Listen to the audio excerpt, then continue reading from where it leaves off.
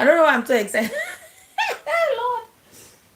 I would say I'm having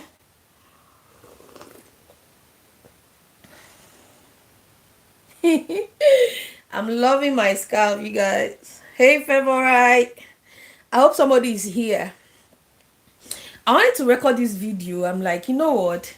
Let me just come live and see how everything goes. And I'm loving so we can just chat and talk. Let it be more of a chatty something than me just coming here to record video. So in today's video, we're going to be talking about the stigma, the abuse, the societal standards of women that already have kids and want to get married to a man who is not the father of their child or of their kids, like in my case. So that's what we'll be chatting today. So if you come in, that's our topic. We're going to be looking at the stigma of women that have kids and are about to get married to a man who is not the father of their child. Hey, Sister Cindy, good afternoon. So that's what we'll be talking today. I'll be drinking water. I'm lazy to go downstairs. And don't worry, this is my personal bottle of water. So I said, let me come live. I usually see. And can you guys hear me? Let me know. I have one microphone here that I bought. I want to be doing a lot of story times, podcasts, like kind of stuff. I have this microphone since it's been sitting on my decks, and it's a good, expensive microphone. Can you guys hear me? Away. Please let me know. Thank you, sis. How are you? How have you been doing? How is your week? Let me share 1 minute. Let me share this story. I'm going to shake this table today like people normally say. And I pray God gives me the right words to use so some people don't get offended. But at the end of the day, this is my story. I have to share it because I feel like I'm not the only one. Hey, Sister Joy. If I can call you Sister Joy Bruno from the Caribbean. Wow. Nice to meet you. Okay, we thank God. So let me just quickly share so some people can join us. I want to do story time. Oh, where do I see it? So as some of you know, if you're new here, my name is Doris. I'm a mom. I'm a Cameroonian based in Belgium. I'm a wife, which is the topic of today. And I'm, of course, that Christian woman. I'm that woman that loves God. Because my life is a reflection of God's testimony. So you're welcome here if it's your first time being here. Same here, have been following you for a while now. Wow, thank you so much, Sister Joy. Thank you that you found this place worthy to be part. So I just want to share. Joy, thank you that you found this. Okay, and then we're going to dive right into our story. And it's my story. If I didn't mention, this is my story.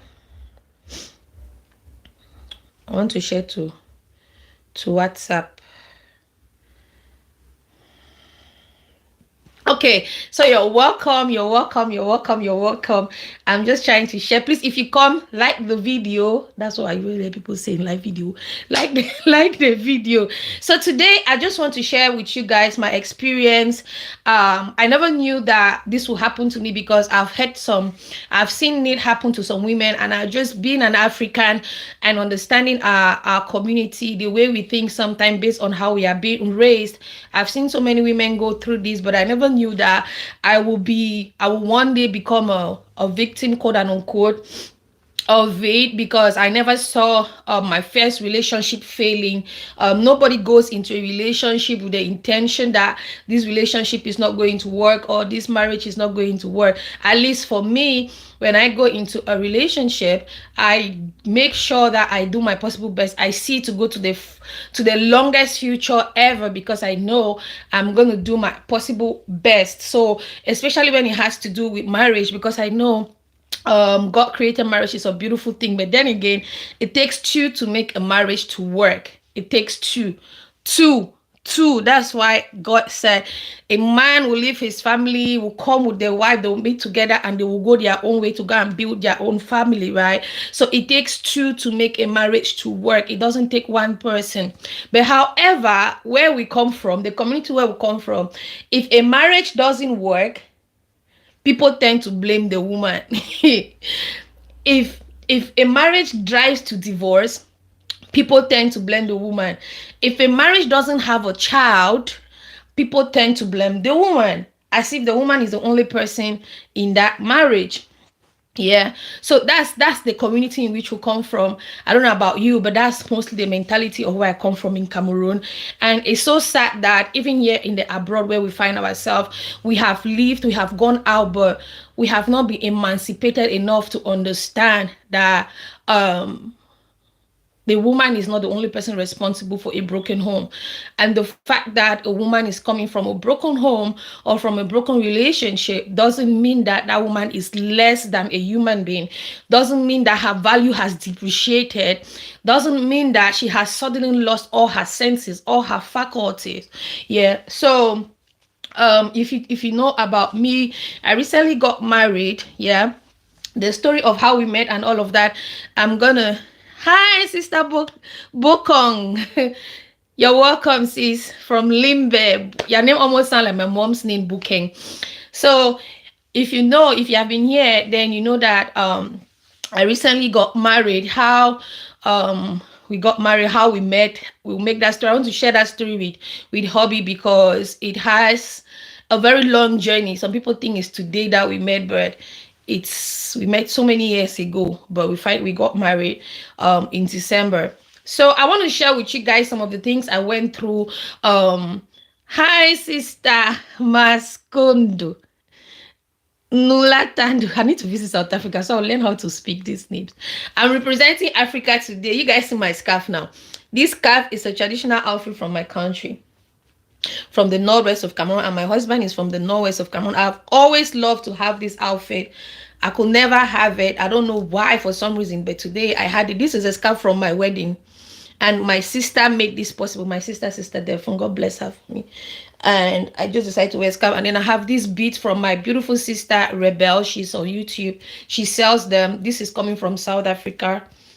My earrings also, she made them, and of course my ring.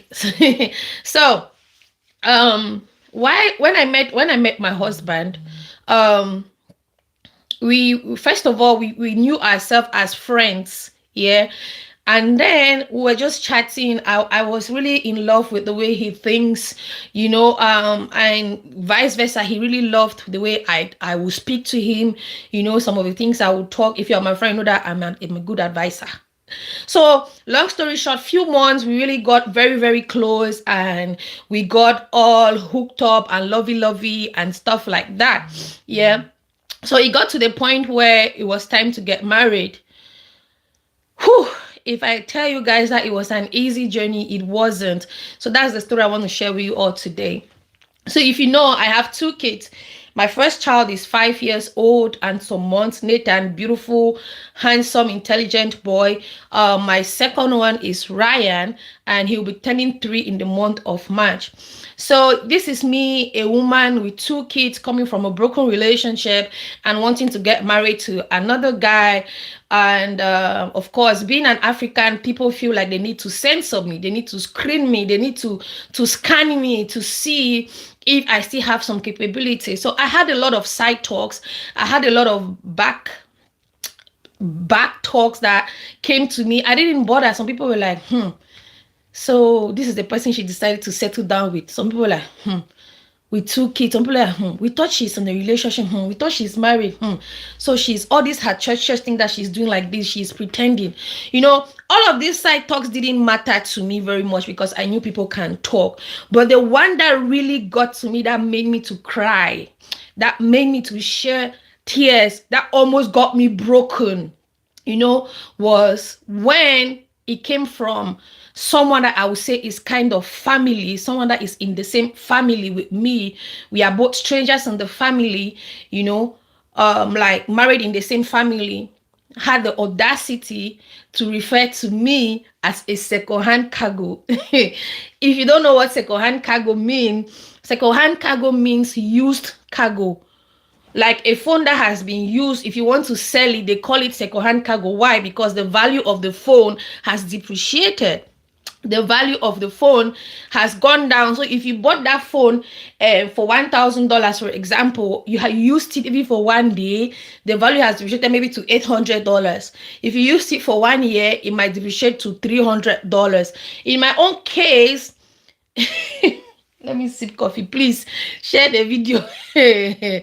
Thank you, sis. Sis, yes, your calf and beat are lovely. I'm wearing it. Thank you. Rebecca sells this one and this one. You can contact her.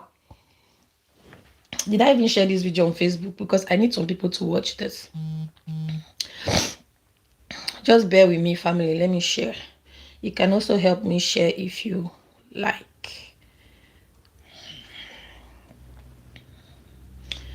I just hope these people will not take this hard, but you know what? We should be responsible for the things we say sometimes. We should be responsible for them.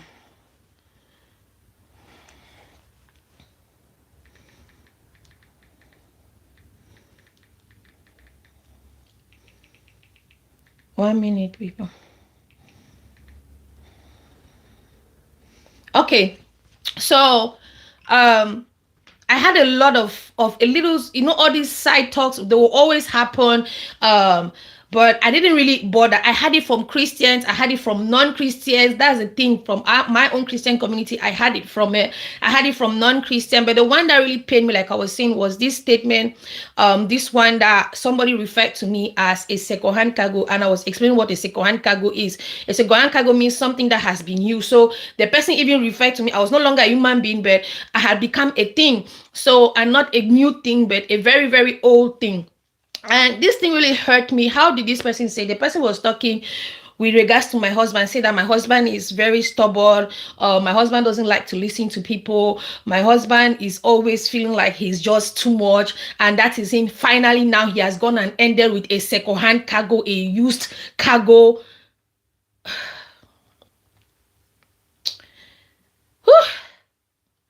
When that message came to me, first of all, it took my husband weeks to tell me that, because we don't hide things from each other. It took him weeks to tell me that. When he told me, I laughed. Based on where it was coming from, it hurt me.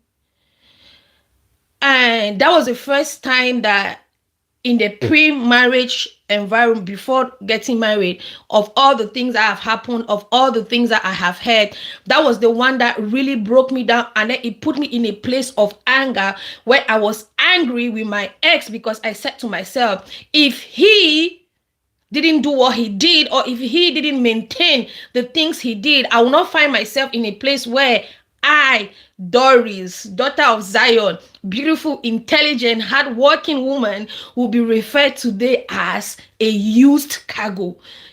Something that has depreciated to no value. You understand?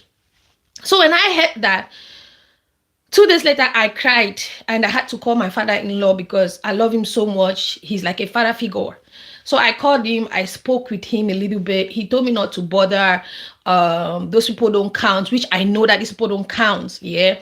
But this one is somebody in the family, And it just got me thinking how women are so devalued because of the situations in which we have been through. Hi, Sister Glam. Because of the situations in which we have been through. This man who sat to open his mouth to call me a second-hand cargo knows nothing about me, doesn't know where I'm coming from. He just knows that I have 2 kids. But he doesn't know why I have 2 kids, with who I have 2 kids, or all he knows is that I am a woman, and once a woman has children, that woman doesn't deserve to be loved. That woman doesn't deserve to get a husband who is not the father of her children. That woman has suddenly become something that has been used and dumped. So it got me very angry, because when I looked at the person that made this statement, and I said to myself, Not that I want to be proud right here, but I know my beliefs, I know my values.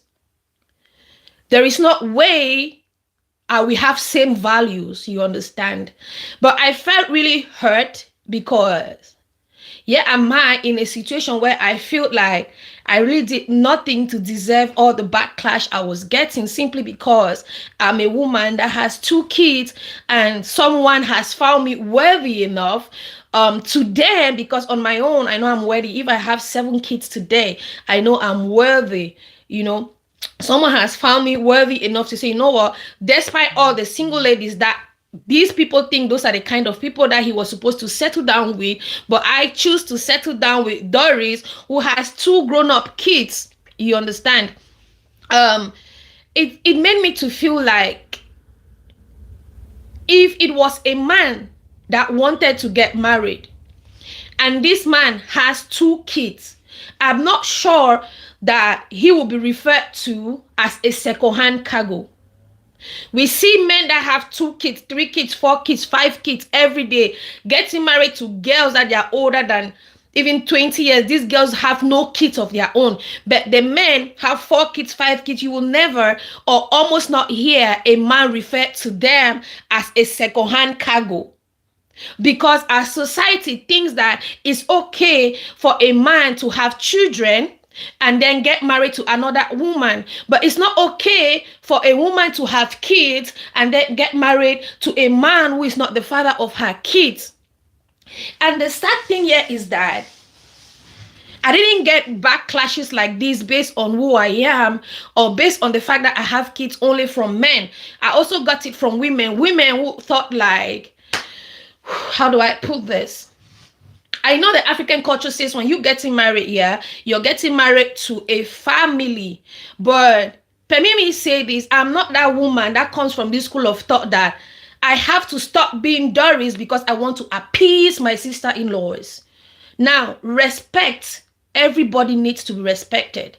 You need to respect me as a wife or a wife to be, and I need to respect you as a sister to my husband or my husband to be. But that's not the case in the Cameroonian society or the African community. People expect that just because you are a woman and you are getting married to a man who has siblings, female siblings, you need to suddenly lose all your values and then humble yourself, not even humble, and then bring yourself so down to the point where you're trying so much to please them so they can give a permission for their brother to go ahead to get married to you. So I also had situations where my sister-in-law was not really okay because she felt like I have kids, you know. And I'm like, but the difference between her and this man was that, anyways, to my hearing, she didn't use any derogatory word, but she just felt like it wasn't good enough. I wasn't good enough for the brother because I have kids, or because I'm from another relationship, or just the fact that I have kids and stuff like that. And I'm like, wait.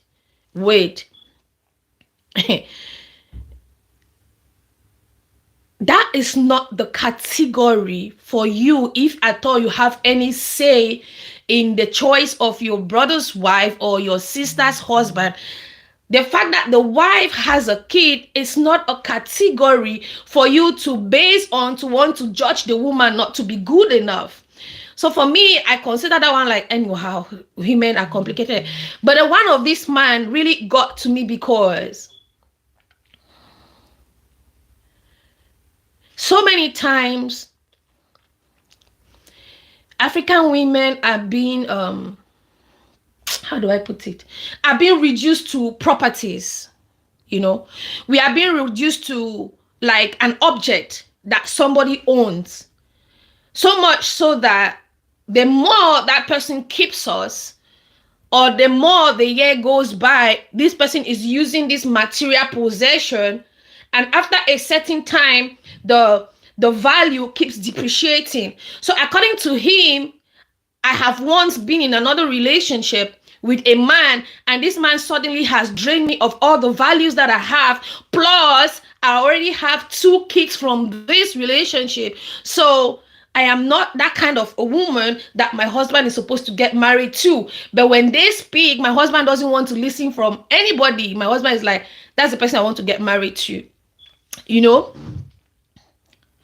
So the question is, does the value of a woman depreciate simply because she has a kid? Does a woman who have a kid have no right to be loved again, to move on with her life, to actually experience love again, simply because she has been in another relationship, or simply because she has children? Because the main problem here was the fact that I have 2 kids. You know, because the ex was like, I don't even have one, but I have 2 kids. But hello, did you even check about my background, where I'm coming from? If I'm wayward, I've been living some kind of crazy life, I think those are some of the things you want to pay attention if you want to get married. But yeah, am I in this my own small corner, minding my business, doing my own thing? My former relationship didn't work out well, and I'm like, okay, being the woman that I am, I don't want to raise my girl child to stay in a relationship where she's not being respected, in a relationship where it's getting her to be mentally unstable, it's getting her depressed, you know. So I was bold enough to take this decision that, you know what, enough is enough, and I walked out. So because I walked out, and I walked out with my kids, being that woman that I just want to focus on my kids, and then along the way, I meet someone that wants to get married to me. Does that make me a second-hand cargo? Does that give anybody any right to label me as a used cargo? Does that give anybody any right to look at me and say that I'm not worthy? By the way, who are you to tell another human being that you're not worthy? You didn't create me. You cannot even create one strand on my hair. You don't know my life. You don't know my journey. You know, so I feel like these are some of the things that really need to stop. And I just want to speak to any woman today. If you're single and you have kids, I'm not interested in what happened that made you to be a single mother with kids. That's your life. I'm not interested. But what I want you to know today is that that doesn't define you, except you let it define you. Being a single mom with kids doesn't define you, except you just want to fold your hands and let all this stigma, all this porous mentality of the Black community get to you. You are not being defined by that. Everybody has a part. You might have been in a relationship 1 time, 2 times, 3 times. It didn't work. That doesn't mean that your next relationship is not going to work. That doesn't mean that you should just shut the door to anyone that says, I love you, simply because you have kids. Of course, you can do it, but don't do it because you feel like you're scared that the next person is going to do the same, or you're scared because people are telling you that you're not good enough, you're a second-hand kako, you are being used and dumb. Come on. Nobody has that right to define you like that. Glam says, society wants women to feel this way about having children. This is why some people kill their children. That idea needs to stop. Exactly, you know. And I don't know how to break the scores of my people that I love so much to begin to think before they say something, because what comes out from our mouth, you don't know what another person takes it. You know, I also had another situation. I'll give you another situation here. In the community where I am, yeah, I am very in my own corner. That doesn't mean that I'm not friendly. That doesn't mean that I don't want to be friends with people. But that's just how I'm structured. You understand? First of all, I'm a single child. I was raised almost in an enclosed place. Like, I knew 6 o'clock, I'm not supposed to be out of our house. Like, 6 o'clock is supposed to meet me in our compound. 6 o'clock is supposed to be in our house, like in the living room. So if my father, if they meet you out of the door, you explain what you're doing there, if you don't have any good reason. So I grew up really enclosed. And so the few people that I call friends were mostly family. That's why if you're close to me, I easily call you a sister because for you to come close to me and then we bond in a certain way, I'm free to tell you my stuff. So because I'm not like that with almost everybody, because in this community, everybody is everybody's friend and nobody is nobody's friend. Because the people you are with friend, the next minute they're saying stuff about you. So because I'm a corner, people don't really understand who I am. They don't know my story because I really don't give them that opportunity to exactly know where I'm coming from, where I'm sitting right now, and where I am going. Even though I have a YouTube channel, I choose what to share here, you know. So people tempt me like that girl who is proud, that girl who is snob, that girl who doesn't like to talk to people. And so when this marriage thing was going on, some people made a statement like, after all that snob, we don't snob people. After all that hi, in pidgin they say hi, this is the person she's ending up with. Also, my husband. So my husband also got stigmatized in a way, not as bad as me, but mine was just too much because some people consider me not worthy, and these people are in the family. These people are in-laws. These people are people I can call my in-laws, you know, simply because I have a child. The truth is that when I left my former relationship, I had no plan. God is my witness. I had no plan to get into another relationship in the nearest future. I made my prayers to God. I said, Father, Lord, give me the strength to be an example of a successful single mom. Because I know how much trauma, how much stigmatization that single moms go through. I wanted to prove that if you're a single mom doesn't mean that you have been condemned. You know, I wanted to show single mom that don't take your situation to get pity from people. Let your situation understand it that is a blessing. However, whatever happened that you had your child or your children is past, is gone. Ask yourself where you are right now. Are you ready to make the next 5 years better for you and your children? That was my mentality. That was what I prayed for. I didn't know that God had a husband kept for me. I didn't even know that God has kept me a husband that has been the kind of husband I had ever wanted to have. You know, just to give a disclaimer right here. My ex-husband was a very good and is a good and amazing person. But he was just not a good husband to me. That doesn't mean that he's going to be a perfect husband to the next woman that he gets married. Proof of it, I stayed that long because I hope that certain things might change.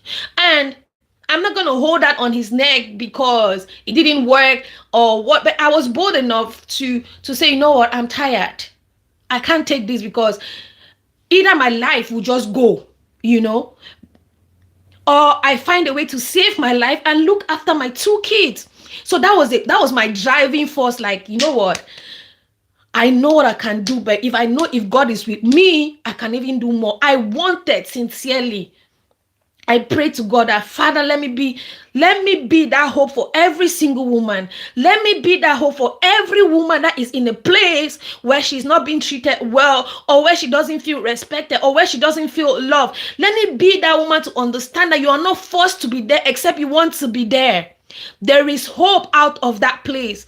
There is a bigger and brighter future out of that place. Please, I'm not coming here to encourage divorce, because some people are like, Doris, I also got my Christian community saying that, Doris, you are a Christian. How can you encourage divorce? How can you do this? How can you do that? And I'm like, I'm not a religious person.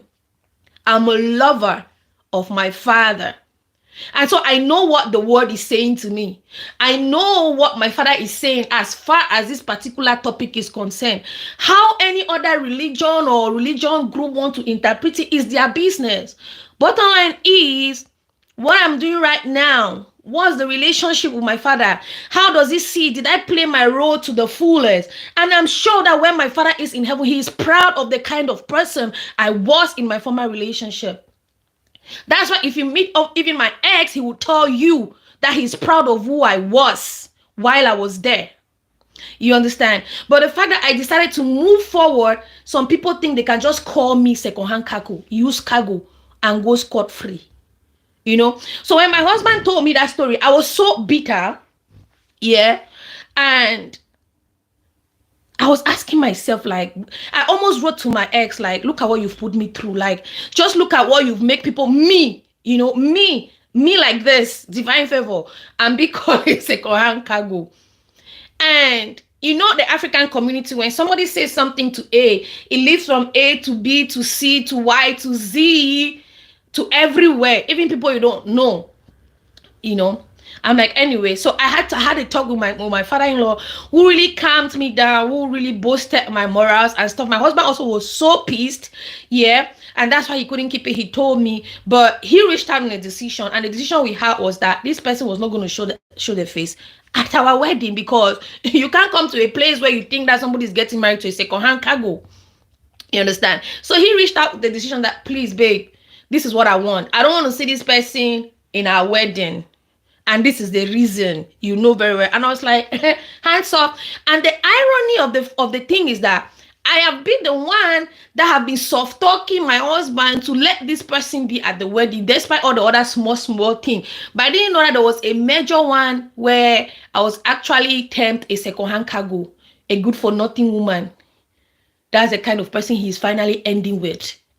Please, people should tell me in the comment section. Am I a second-hand cargo? Do I look like a second-hand cargo? For those of you that have been following me since 2016, when you look at me like this, do I look like something has depreciated from my body? Or do I talk? Don't I talk the same? Sister Joy said, okay, Cindy says, this stereotype, especially with women, needs to stop. Society plays its part in how solo women with children are seen. Exactly. Hi, Kenna, you're welcome. Thank you, sis. Thank you so much. Joy said, you owe nobody an explanation, but if you choose to enlighten other women because of your experience, then go ahead, keep your head above the water, and keep serving the Lord Almighty. Amen. Thank you, sis. That was just it. So like I was saying, when I left, that was where I wanted to be. I wanted to be an example. I wanted to encourage single women. I was already writing projects on how I can get single women to start small business, even those who are back home. All of these things, I was putting them in place, but I never knew that God had another plan for me. The Bible says that we plan, but God's plan will always prevail. That's why we always pray. Though it's difficult for some Christians, we pray like, Father, let thy will be done upon my life, because God's will at the end of the day is better than what we think we want. So most often, when I made my prayer, I spoke to God like that. I'm like, God, please, this is what I want. Again, Thank you, Kenna. Thank you. Hey, Kenna says I'm full package, But I didn't know that God has reserved somebody like this to me. I tell you guys, and I want to speak to you who is a single woman right now. I want to speak to you who has children. You are not only single, but you're single with a child, 2 or 3. I don't care how your former relationship is, but I want to tell you today that as long as you do your own part, even if you are not a Christian, as long as you keep your head up high, as long as you believe in yourself, you love yourself, there is a man out there that was meant for you. There is a man out there that was meant to love you the way you want to be loved. There is a man out there that was meant to respect you, to treat you like the queen that you are. There is a man out there that is ready to be that kingdom husband to you. So sometimes you might not even see them, or sometimes they might be around you, but you will never know that this is that person, because maybe the person doesn't look like what you want to accept as a husband. Maybe the person doesn't speak like what you want to accept as a husband. But trust me, as a child of God, God is going to reveal this to you, and it's going to bring it to your front. So don't stick yourself in a place where you feel like you're just there because of your children, or you're just there because of a roof over your head. God has blessed you. He has given you things to do with your hands. He has given you your head to think, what can you do? We can elevate ourselves. We don't need people to elevate us, because God has given us all of those gifts. So if you are one of those people who think that a single woman doesn't have a right to remarry because she has kids, I want you to begin to change your mentality right now. I want you to begin to do that. If you're that person that sees a problem with a woman with child remarrying, and you don't see a problem with a man with kids remarrying, then you have a problem to fix. Then you have to correct your mindset. You really need to correct your mindset. And this goes to our community, because I don't know how Oyibo people think. I'm not Oyibo. I'm here, but I don't think they care even, But we really need to correct it, because sometimes the things we say, we don't know how it breaks somebody. I was broken for days. That was like 2 weeks before my wedding. I was broken because sometimes I can be hot tempered, and that's what God is helping me with for years now. I was like, what kind of nonsense is this? Can we just cancel this wedding thing? Let me rest. And my husband was like, why are you transferring it to me now? Now, am I the one who said it? I said, but there are your people who are saying it now. Can you just go? Let me have my peace. I didn't beg you to come here. Oh. You know, we women sometimes when when things can't go. And the poor man was like, how this one concern me now? I'm also as angry as you are. So sometimes before we say things, yeah, let's really think on how it's going to affect the next person, because this is how we build all these societal norms that tends to destroy people's home. So that was my story that I wanted to share with you guys. The stigma of having children and what happened to me. And yeah, but the bottom line is, I want to say this, the bottom line is, we can also never control what people will say about us. We can't control it, but sometimes we can control how we feel about it and how we let it affect us. You know, that's the only thing we can control. But I, for one, I'm learning to control the things I say with regards to other people. I am learning. I'm doing that. It's a practice. I'm practice every time. I need to make sure that what I'm saying is not derogatory towards another person. And if we all make an effort like this, then we're going to have a better society. We're going to have a better community to dwell in, you know. But if we don't care, we just feel like God has given us the mouth so we can speak anyhow. God gave us the mouth, but He cautioned us. He cautioned us on how to use our tongue, you know. So yeah, that's my story. How did it end? At the end of the day, I was angry, but then it got me to reflect also about other women that might be going through the same thing. And I was like, no, what, I'm just going to share my story so that if you're a woman out there and you're going through this, I want you to understand that having a child is a blessing. Having a child is a blessing. There's so many women out there that wish they could be in your shoe, but they are not yet. Okay, they are not yet, and they cannot even understand why they are not yet. But you have this, so don't let any man, any woman make you feel like you are worthless. If a man presents himself today in front of you and you pray about it and you see that he has all the standard of the man you want to spend the rest of your life with, of course, go all in. Close your ears to what the people will say. And in-laws, let me say this one. In-laws, especially in-laws that have brothers, sister-in-laws, Biko, I think God named Beko. Your brother, I know that we love I have a kid brother. So let me start by saying I have a kid brother and I know his girlfriend, and he knows that there are so many things I don't subscribe to. He knows that he cannot disrespect. I'm saying girlfriend, no, he cannot disrespect his girlfriend. He cannot even dare to lift his hand on the girlfriend, because I'll tell him I will lock you up. So sister-in-law, I know that sometimes we feel like we love our brother so much, so we just want to make the wife to be, or the wife to come and lick our leg, lie on the floor, or just want to say anything and anything. Let's be conscious, because you are also a woman and you're also going to get married into another man's family. Ask yourself, if I'm being treated this way that I'm treating my husband's wife to be, or my brother's wife to be, or my brother's wife, how will I feel about it? How will I take it? There are some things that is not worthy to do. You don't need to think that heaven is coming down because this person, your brother, is getting married to have a kid. What about trying to have a one-on-one conversation with this lady to get to know her, to get to see her mindset, to get to know how she thinks, you know, to get to understand. Maybe if you get close to her, she might tell you why she left her former relationship. Then you have an authentic story from her of why today she has kids without the father, and now she's now with your brother. You understand? So that's my story. Oh my God, it's already more than 30 minutes. Thank you all for being here. Let me know in the comment section if you've had any experience like this before, or if you're a single mom that have kids. How are people treating you? Have you had a relationship problem that didn't continue simply because you have kids?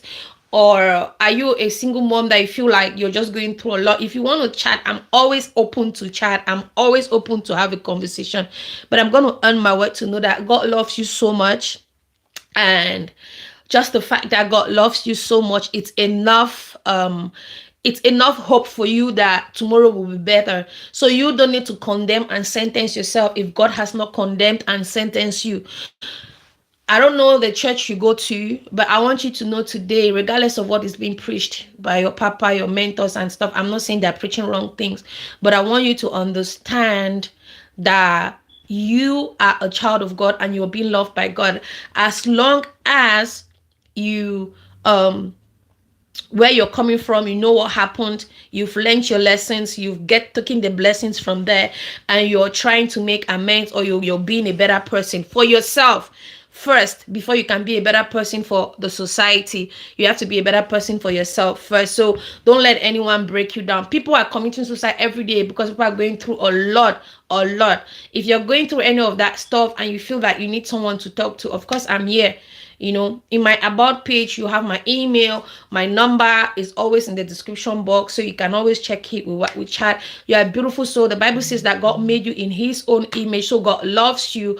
And the Bible also says that if God is for us, who can be against us? So though these things will get to us because we are human, we are fleshy, but don't let take hold of you. So don't let those things transform you, but rather you should be able to transform those things and the people that have that mindset. Okay, thank you all for being here, and I'll see you in my next video. This live video is sweet. Bye everybody. Bye Kenna. Thank you. Comment has disappeared too. Okay, thank you everybody, and I'll see you in my next live video or next video. Stay blessed. Bye. How do I stop? Okay, yeah.